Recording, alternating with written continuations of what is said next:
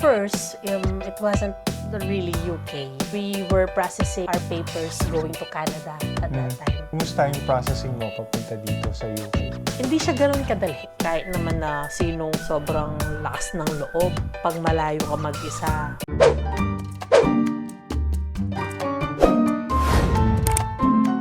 Hello guys! Welcome sa ating channel, OFW in UK. Ako nga pala si Michael at isa akong nurse dito sa UK. So for today's video is special siya ulit kasi meron tayong special interview sa isang nurse dito sa UK.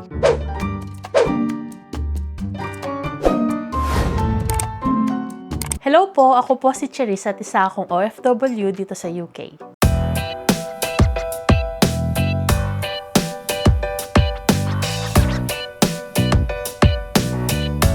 So unang tanong, why have you decided to go or to work in the UK? Actually, it wasn't a lone decision.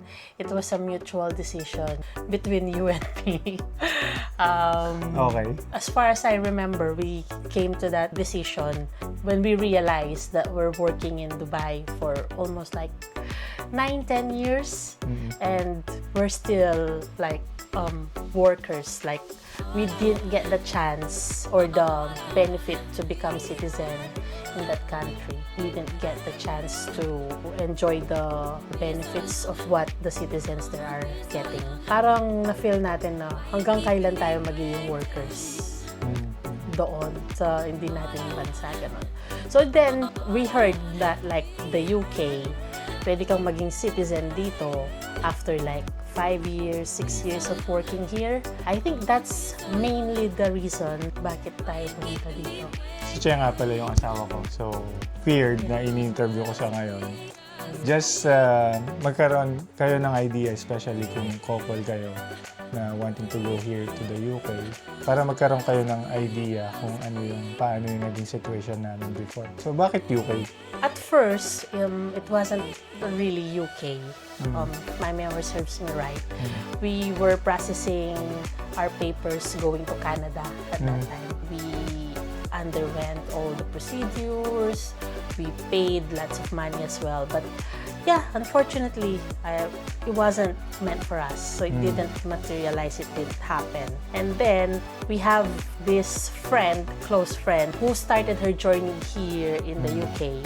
And that when she encouraged us to try UK because we were both disappointed of what happened with what we've started in our supposed to be Canada journey. So yeah, so she encouraged us, we tried, and it was like a direct application to our employer now. And to our surprise, it went smoothly. So then we came to realize that maybe this was really for us. Before you decided to apply to UK, nag-apply ka sa ibang bansa muna. Canada. And that was Canada. Yeah. Gano'n yung katagal yung waiting? Ay, alam ko, mga 4-6 months din tayo nag-antay nun. Tapos, yung agency natin talagang, magbayad ka ng ganito, nag-process tayo ng ganitong papers. Tapos wala. Yung pathway kasi, parang pupunta ka doon as parang carer. Tapos sa bahay. Pero, ipoprovide ng employer mo yung sarili mo ding accommodation, which is hindi ka sa kanya nakatira. So, pwedeng like ako yung main applicant, tapos isasama kita. Ganon siya. Second question, kumusta yung processing mo papunta dito sa UK? As I have said, it went smoothly. Well, at first, syempre unahin mo yung mga exams, ganon, yung pag-process ng mga exams. Hindi siya ganon kadali kasi kailangan mo mag-review. Okay, yes. Yan, tapos financially, hindi rin biro yung bayad sa exams. Sige, isa-isahin natin. Review-wise, ano yung mga bagay na... Di ba, yung OET, basically yun, number 1, yun, you have to pass the English exam, which is the OET. Una, nung nagpaplano tayo na mag-Canada, nag-review ako for IELTS. You remember? Nag-apply ako sa isang review center for IELTS kasi requirement yon. Pero, hindi ko rin siya parang laging napuntahan. Siguro, ewan ko, basta hindi naging smooth. Parang ang daming mga hindrances na pumigil para makapag-review ako doon, ganyan. Kasi ano siya, parang classroom-based siya. So, pumupunta ka talaga. Parang nag-attend lang yata ako doon once, twice. Tapos, yun nga, yung na-dishearten na tayo doon sa process ng Canada. Tapos, na-realize natin na try natin ang UK. Then, nag-apply naman tayo doon sa OET Review Center, which is online lang siya. Pero, mas parang mas naging madali. Kasi dun sa work natin noon, parang ang daming time, ganyan. Kahit nasa work ka, pwede kang mag-review. So, yun.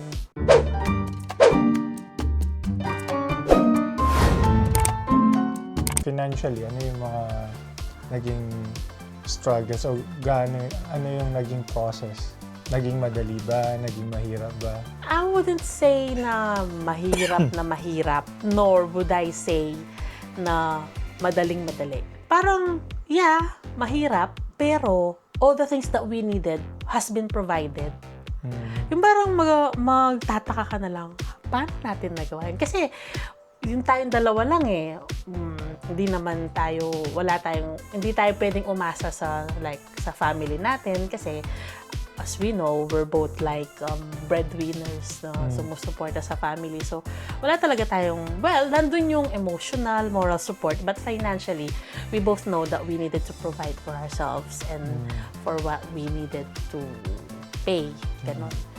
So, yan, yung salary natin, ganyan. Tapos, syempre, nag-resign na tayo sa work. So, meron tayong nakuhang separation pay, ba tawag doon, no? O last pay, ganon. So, yung mga bagay na yun yung talagang ginamit natin. Tapos, nung dumating na tayo dito, yan, may mga friends na nag-help din. You've talked about friends. Gaano sila naging ka-helpful sa iyo?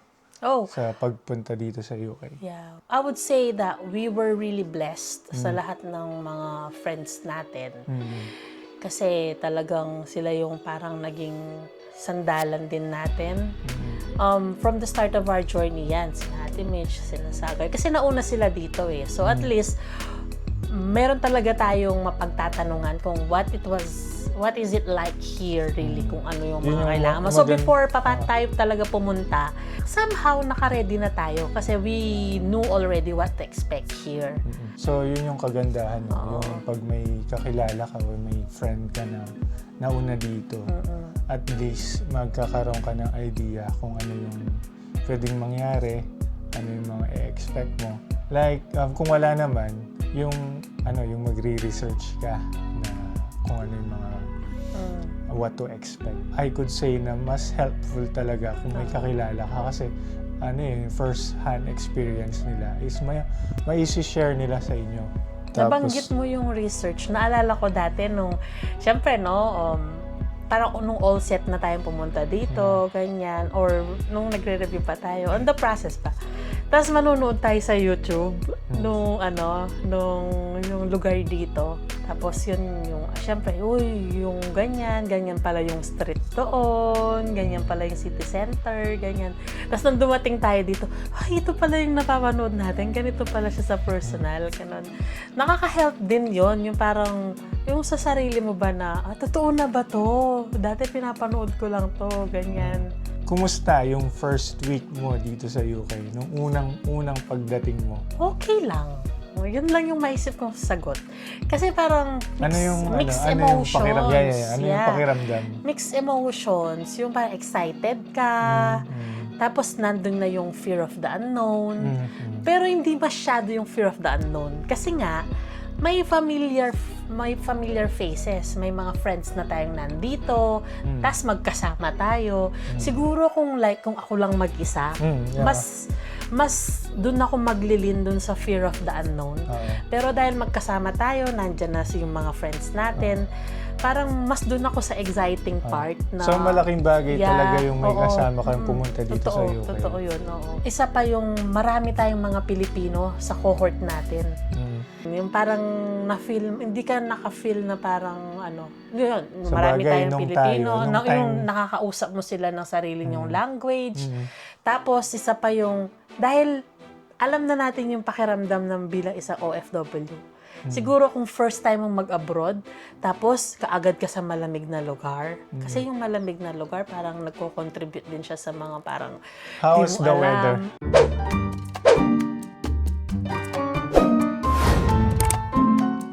Oh, how was the weather? Alam mo, nung At first, that time, na-enjoy talaga natin. Kasi nga, galing tayo sa disyerto. Di ba? Tas sa disyerto na ang init, ganyan. So, parang overwhelmed pa tayo sa weather. Oh, ang saya nito. Tapos, nung panahon na yun, ako kasi yung taong mahilig ako sa ulan.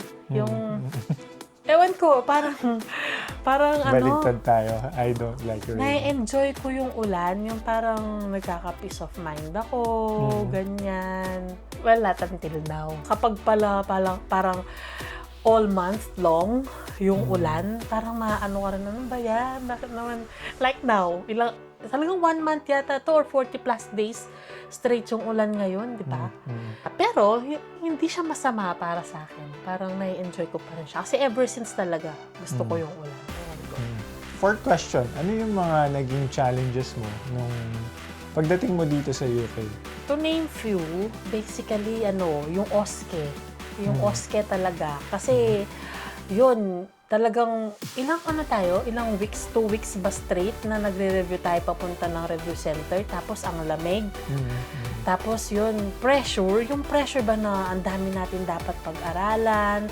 Tapos, pa siya, practical demonstration pa siya. Ganyan. Tapos, alam mo na yung exam, sa ibang lugar pa, na malayo, hindi man dito, ganyan. So, yun, yung talagang pressure sa exam. Tapos, yung next naman, yung accommodation. Kasi, yung pagdating natin dito, we were grateful to be given free accommodation for a month.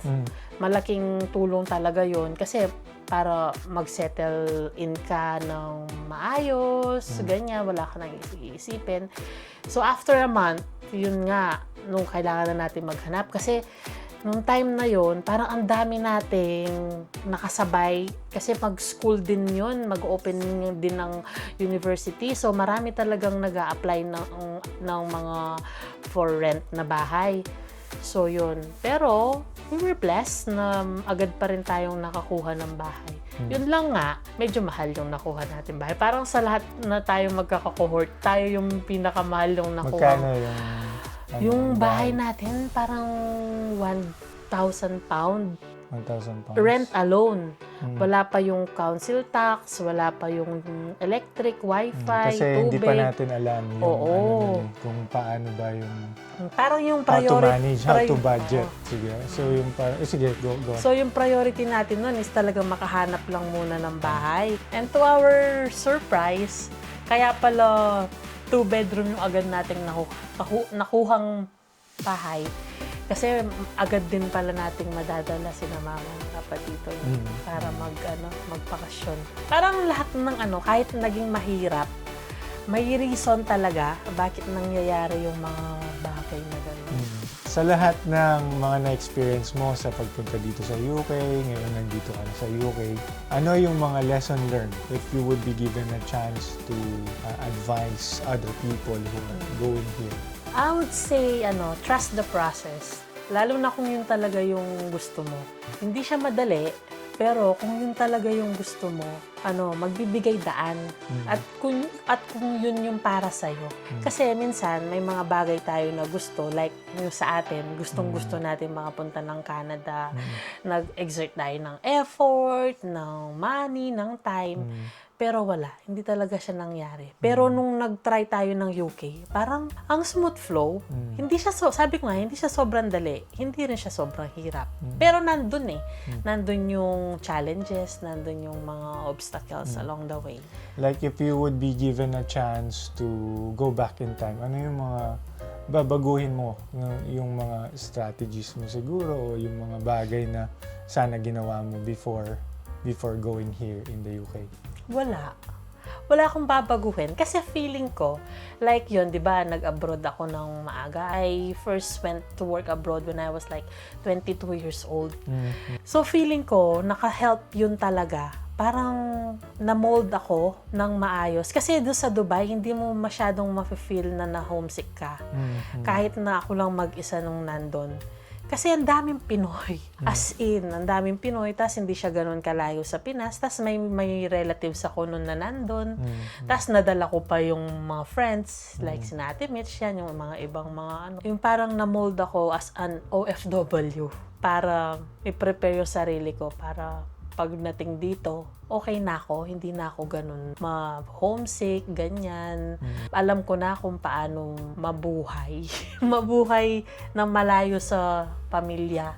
Pero, syempre, malaking bagay din yung kasama kita. Kahit naman na sinong sobrang lakas ng loob, pag malayo ka mag-isa, malayo ka sa pamilya mo, tas ikaw mag-isa, di ba? Syempre, darating din yung vulnerability time mo. Pero sabi nga, daanan mo lang, huwag mong tambayan. Ganun talaga.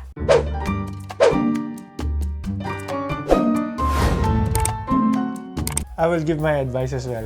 Since kasama naman ako dito din sa experience niya. Yan, go on with the flow. Samahan mo ng maraming dasal. Yun, number one, And syempre. prepare well, like financially, bago ka sumabak sa isang bagay. Hindi, at saka dapat alam mo talaga kung anong gusto mo. Kasi kung halimbawa, nung parang naano ka lang, parang, ay, gagaya na lang ako, ganyan. Kung hindi naman talaga yun yung gusto mo. Yung decided Hindi ka kasi, talaga. oo, no? hindi mo ipupush yung sarili mo to your limits. Kasi parang, ay, tinatry ko Lalo lang na naman. if you are in abroad already. Kumbaga, wala nang urungan yan eh. Diba? Pag nandiyan ka na. So, you better prepare before you go. Lalo na yung mga nasa Pilipinas pa, dapat buo yung loob mo na anything that would happen, dapat ready ka emotionally, mentally, financially, yung mga ganong bagay. Tapos, kung may mga kakilala ka, build your network, makipag-connect ka sa It mga helps. tao. Yun, di ba sa Facebook, ganyan, sa YouTube. Alam ko, we've been into a group as well before we went here, no? Yung mga group na mga Filipino community or yung mga kung nasa cohort kayo, yun, makipag-connect, make your own networks para like kung meron man mga bagay na pwedeng yung makakatulong sila or makakatulong ka sa kanila is makakapag-share kayo ng experiences nyo. Tapos, don't be afraid to ask. Kung may mga bagay kayo na hindi alam, just ask, di ba? Yung don't be shy, lalo na dito sa abroad, kailangan talaga yung hindi ka mahiyain. Sabi nga nila, kung naliligaw ka, nandyan si magtanong, di ba? So, always ask kung meron kang bagay na hindi alam is humingi ka palagi ng tulong. At saka pala, speaking yung sa sinabi mong ask, syempre tayo, di ba, may experience na tayo sa Pinas, sa UAE. Tapos pagdating dito, parang back to zero. Parang ang masasuggest ko lang din sa mga gustong mag-ano. Parang don't think na lahat ng alam mo or natutunan mo sa experience mo ay applicable dito. Minsan may mga bagay tayo na kailangan nating i-undo. Kasi, sometimes you need to unlearn what you learned. Unlearn, I mean. Kasi may mga protocols and policies sila dito na very strict na dapat ganun yung gawin mo. Na kahit alam mo siyang gawin the way you did it before, iba siya pag dito. So, kailangan mo i-unlearn yung mga ibang bagay na natutunan mo doon. Tapos, hindi lahat na porke nagka-cannulate ka sa dati mong sa Pinas or sa UAE. Dito, hindi pwedeng basta-basta. Kailangan mo pang mag-attend ng training, kailangan mo pang magpa-sign ng nung kung ilang beses ka nag-cannulate ng pasyente before ka fully ma-sign off para pwede ka nang mag-cannulate ng sarili mo or mag-take ng bloods. Like sa catheterization, kung dati sa sa previous work mo, sige lang, pero maglagay ka ng catheter, okay lang. Dito hindi. Kailangan mo pa rin mag-training, magsagot ng mga online exam yan, tapos magpa-sign off ka pa ng practical demonstration. Ganon siya dito. For lang din naman yon, for safety. Both mo at ng patient mo. Diba? Lastly, believe in yourself. You're stronger than what you think you are. Kailangan talaga is yung self-confidence mo, i-boost mo siya. And then, just believe na kaya mo. Kasi yung mga iba is konting ganito, ganyan na panghihinaan na sila ng loob. well, daranas talaga tayo ng mga ganun. Pero, always think na kaya mo. Kasi kung kaya ng iba, kaya mo rin. So, ayan guys, if you find this video interesting, don't forget to like our video, share it to everyone para malaman ng iba. And then, subscribe ka na rin sa aming channel para updated ka sa ating mga latest uploads. If you have got comments, just comment down below ano yung mga topic na gusto nyong malaman para mapag-usapan natin sa ating next vlog. Kita-kita tayo ulit dito sa ating channel, OFW in UK. Bye-bye! Bye!